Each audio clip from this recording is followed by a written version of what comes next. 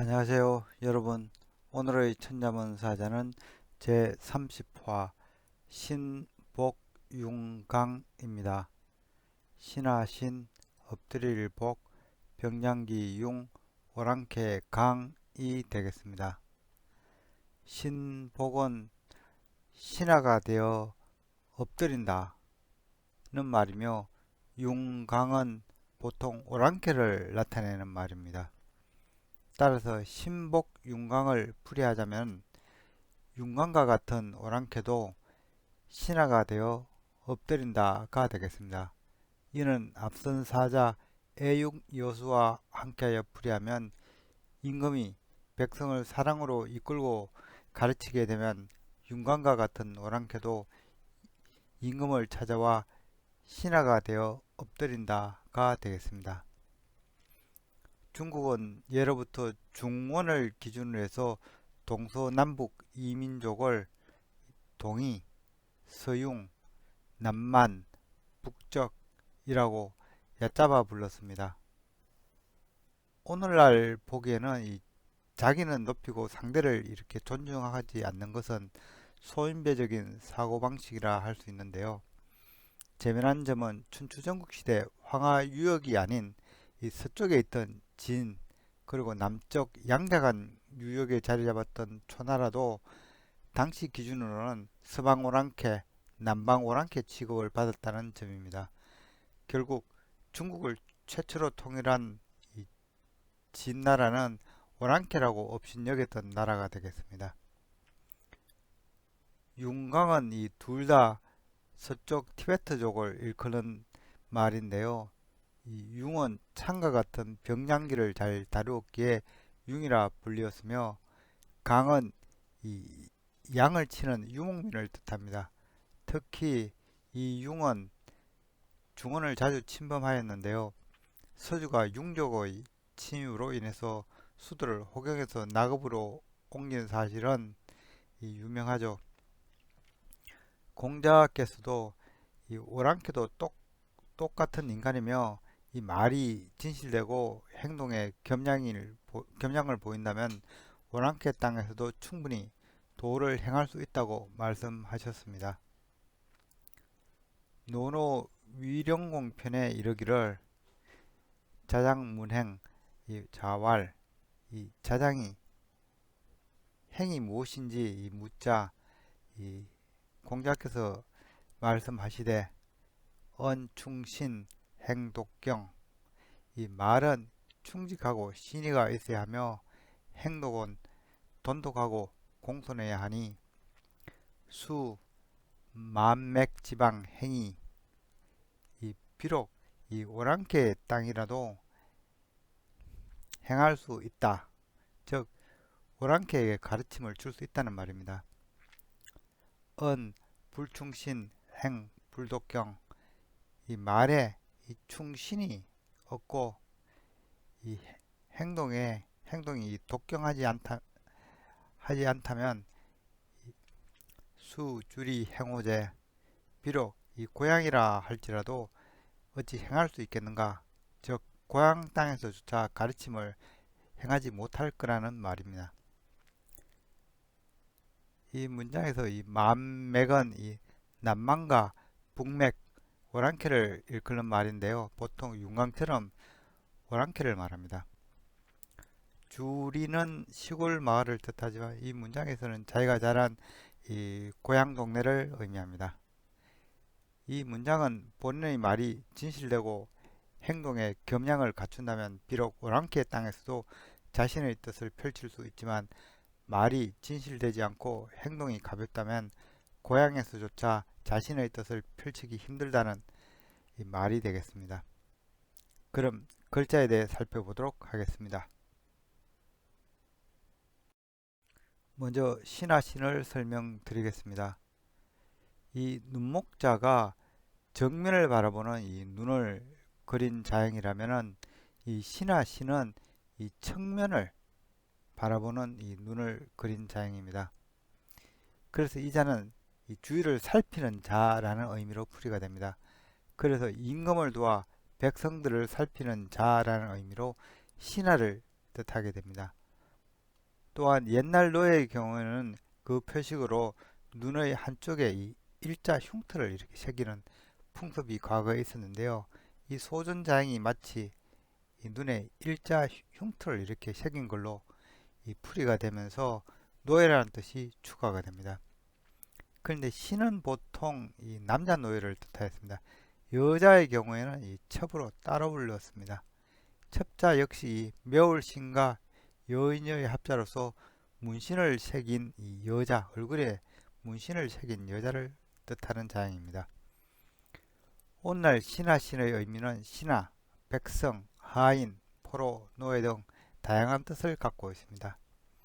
참고로 이 백성미는 이 눈이 바닥을 향하고 있는 모습을 그린 자입니다. 그래서 고대부터 이 백성미는 피지배 계층을 가리키는 말이기도 했습니다. 각골자와 근문을 보면은 이 눈이 아래를 향하고 있고 시선을 뜻하는 이 아래로 향한 선들이 이렇게 내려져 있어 바닥을 보는 눈임을 나타냅니다. 그리고 이 자형은 흑도자에 가깝죠. 혹자는 이 백성이 이 눈을 칼로 이렇게 찌르는 모습을 그린 것이라는 이 주장이 있긴 있습니다. 그래서 눈을 멀게 한 노예를 나타낸 자형이라는 해석인데요. 이 눈을 찌르는 칼은 이 무신용 칼을 뜻하는 이 매울신으로 표시하고 있었기 때문에 그러한 해석은 좀 신빙성은 약해 보입니다. 비슷한 의미로 눈의 시선이 이 아래가 아닌 이 위로 이렇게 향해 있음을 그린 자형도 있는데요. 바로 이 고돌직자가 되겠습니다. 이 시선을 뜻하는 이 선이 위를 향해 있어서 고돌직은 눈을 쳐들고 있다 하여 똑바로 보다, 굽히지 않다, 부정이 없다는 의미를 갖고 있습니다. 다음 자는 엎드릴 복입니다. 이 자는 사람인 변의 계견자의 합자입니다. 사람인 변은 여러 번 설명이 있었지만 사람인이 변해 올 때 쓰이는 형태죠. 사람인이 뜻하는 바는 사람, 인간, 남자, 백성, 신체, 일하는 사람, 인재 등의 의미를 갖고 있습니다. 계견자는 개를 그린 상형문자로서 이 자형은 이 꼬리를 말아 올린 이 형태가 특징적으로 그려져 있습니다. 개는 인류가 최초로 길들인 가축 중의 하나이기도 하고 요즘은 현대사회에서는 가족의 구성원으로 사랑받고 있기도 합니다. 옛날 개는 인간보다 못한 존재라는 의미로 개라고 하면 얕잡아 보는 의미가 있었습니다. 그렇지만 오늘날 개사랑은 격세지감을 느끼게 합니다. 계견자의 의미는 개 또는 자신이나 자식을 낮추는 말, 하찮은 것 또는 이 서쪽 오랑캐라는 뜻이 있습니다. 엎드릴 복의 이 각골자는 이 허리와 이 머리를 이렇게 아래로 굽힌 사람의 모습을 그린 자형입니다. 그래서 그 의미가 엎드리다, 머리를 숙이다 였습니다. 이후 건문에서는 사람 발 아래 이 엎드린 개를 그려내어 엎드리다는 의미를 만들었습니다. 그래서 자형에는 이 항복하다, 굴복하다는 의미가 추가가 됩니다. 복자에는 이제 아주 더운 날이라는 의미도 있죠. 이는 개가 코에만 땀이 나는 짐승이라 체온 조절이 힘들어 더운 날에는 바닥에 엎드려 있기 때문에 이 엎드린 개를 그린 이 복자는 이 더운 날이라는 의미가 붙여진 것입니다. 그래서 이 엎드릴 복이 뜻하는 바는 이 엎드리다, 머리를 숙이다, 굴복하다, 항복하다, 숨다, 감추다, 기다, 포복하다 또는 이 삼복더위를 뜻합니다. 한편 이 각골자 형태를 보시면은 또 다른 뜻이 있었는데요. 이 자형의 모습이 마치 무언가를 안아 올리거나 품고 있는 사람을 나타내었다는 것입니다. 그래서 자형에는 안다, 품다라는 뜻도 있습니다. 이때는 안을 부로 읽습니다.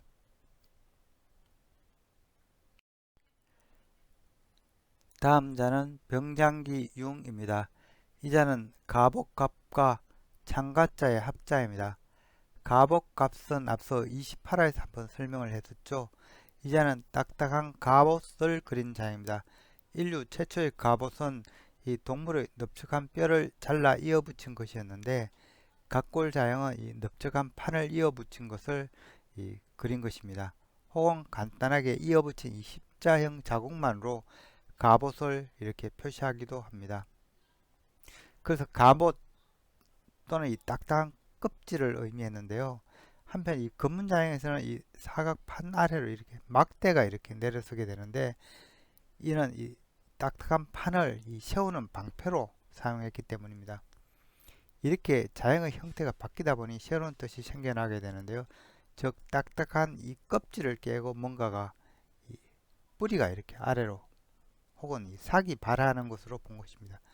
그래서 건물에서는 이 방패라는 뜻 말고도 새싹, 처음이라는 뜻이 자형에 추가됩니다. 이후 농경사에서는 음양오행설에 따른 하늘의 흐름과 땅의 흐름을 나타내게 되는데요. 이 껍질을 깨고 발하는 형태를 나타내는 이 갑자가 첫 번째 천간을 나타내는 자형이 됩니다. 그래서 이 오늘날 이 갑이라고 하면은 이 딱딱한 껍질 또는 이 첫 번째 천간이라는 의미로 널리 사용되고 있습니다. 창과자는 이 막대 끝에 뾰족한 이 칼날이 달린 이 무기를 그린 자형입니다. 그래서 이 자는 이 찌르는 창이라기보다는 배에는 날이 있는 기다란 낙 구조를 하고 있습니다. 창가자가 뜻하는 바는 창, 전쟁, 싸움 등이 되겠습니다. 병량기 융은 오랑캐의 융으로도 불리우는 자형입니다. 각골자는 창가자와 갑옷갑의 합자입니다. 즉 갑옷을 입고 창을 든 이 병사를 연상시킵니다. 또는 이 창과 단단한 방패의 조합으로 보기도 하고요. 이 검문과 역시 소전자형은 변함없이 이 창과자와 갑옷갑자의 합자로 그려지고 있습니다. 이 자형은 싸움에 임하는 병사들이 사용하는 이 무기, 방패, 갑옷 등을 통칭하는 병장기를 뜻하였습니다. 한편 중원의 서북쪽은 초원과 사목으로 구성된 지역으로 유목민들의 영토였습니다. 이들은 뛰어난 전투력을 갖고 있었으며 전투에서 갑옷을 애용하였는데요. 그래서 갑옷과 창으로 이루어진 이 융자는 서북 오랑캐를 일컫는 자형으로도 사용하게 됩니다. 대표적으로 중앙아시아 초원을 지배하였던 몽골족도 그들 중의 하나입니다. 나중에 몽골족은 중원은 물론 유라시아 대부분을 정벌하기도 하죠. 이 사진은 헝갈리 박물관에 있는 이 몽골족의 이 갑옷 그리고 활약이 되겠습니다. 참고로 이 병량기 융은 오랑캐를 의미하였기 때문에 재물을 뜻하는 이 조개표와 이 병량기 융의 합은 이 재물을 탐하는 오랑캐, 즉 이 도적을 뜻하는 도적적자가 됩니다. 오늘의 마지막 자는 오랑캐 강이 되겠습니다. 이 자는 양양자와 어진사람인의 합자이죠.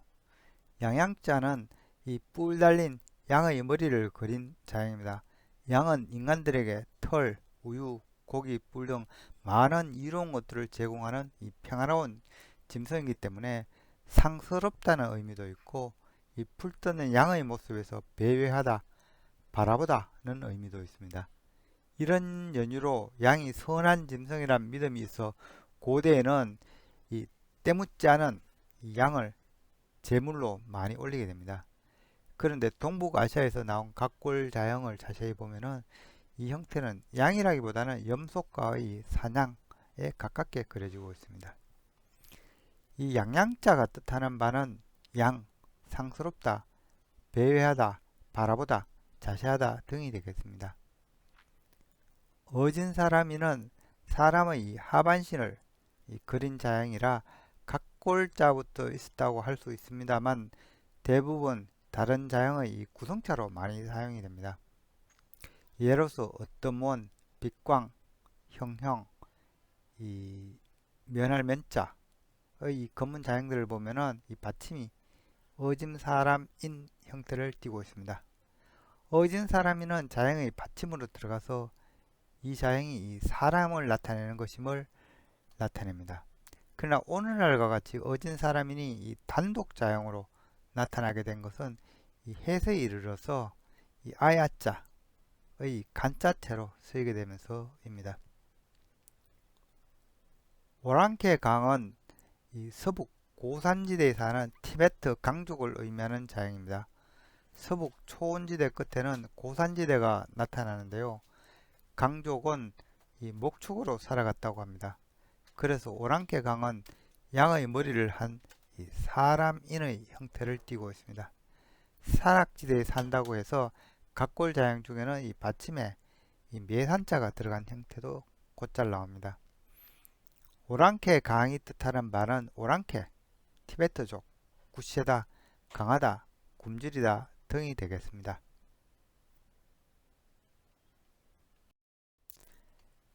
이상으로 오늘의 천자문 사자 신복융강, 즉 임금이 백성을 사랑으로 이끌고 가르치게 되면은 윤곽과 같은 오랑캐도 임금을 찾아와 신하가 되어 엎드린다는 사자성어를 마치도록 하겠습니다. 혹자는 공자가 말하길 오랑캐는 예를 모르니 임금이 있어도 소용이 없다라고 말했다고 주장하기도 합니다. 이는 논어 8일편에 나오는 문구를 다양하게 해석한 탓입니다. 이 문구를 살펴보면 다음과 같습니다. 자왈 공자 가로되 이적지 유군 이 오랑캐에게 임금이 있으니 불려 제하지 망냐 이 중국이 망하는 것과 같지 않다.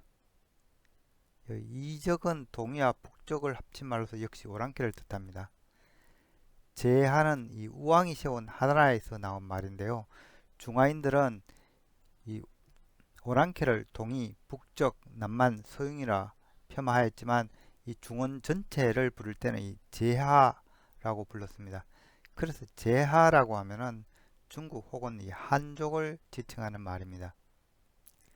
이 한나라 거랑의 폭정으로 제후와 백성들의 인심을 잃게 되고 원나라 탕왕에게 한나라는 결국 망하게 되죠. 이 문장은 두 가지로 해석이 됩니다. 이 오랑캐 나라에도 임금이 있었으니 이 한나라가 망할 때와 같이 이 폭정이 난무하지 않았다. 즉 예와 도를 중시한다던 중국도 폭군을 만나 멸망할 때에는 임금이 있던 이 오랑캐만도 못했다는 해석이 됩니다. 또 다른 해석으로는 이 망자가 없다는 의미로 해석되어서 이 오랑캐 나라는 임금이 있어도 이 임금이 없는 중국과 불여 같지 않다. 즉 오랑캐는 임금이 있어도 임금은 중국보다 못하다는 식으로 해석한 것입니다. 이는 남송의 철학자 주의가 한 해석인데요. 남송 시절은 중화사상이 팽배해 있어 이런 해석이 가능했을 수도 있겠습니다. 주의의 말처럼 정말 공자께서 오랑캐를 무시했는지는 의문이 갑니다. 논어 자한편에는 이런 문구가 있습니다. 자역거 구이 이 공자께서 구이에 살고자 하니 혹왈 누여지하 혹자가 말하길 누착이 그지없습니다. 자왈 공자 가로되 군자 거지 한우지유 군자가 거하는데 어찌 누추함이 있으리요. 이 구일은 동쪽 오랑캐를 통칭하는 말입니다. 공자님 말씀은 군자가 도를 행하는데 장소가 어디든 전혀 구애되지 않는다는 말로 풀이게 됩니다. 따라서 공자는 오랑캐의 땅에서도 충분히 예를 가르칠 수 있다고 지금 말씀하신 것입니다. 공자는 이 자신의 이상을 실천하기 위해 14년 동안 천하를 주유하였습니다. 그러나 제후들의 냉대에 실망만 하고 고향으로 다시 돌아오게 되는데요. 이 그림 자로 문지는 자로가 이 늙은 농부에게 이 나루토를 묻는 장면입니다. 이 두 농부는 흐르는 물처럼 세상을 살 것을 주문하며 세상을 바꾸려는 이 공자 일행을 완곡하게 비판합니다. 이들은 천하의 도가 사라졌다며 이 도피를 택하였지만 공자는 이에 맞서 세상을 바꾸려고 노력한 인물이었습니다. 지금까지 시청해 주셔서 감사합니다.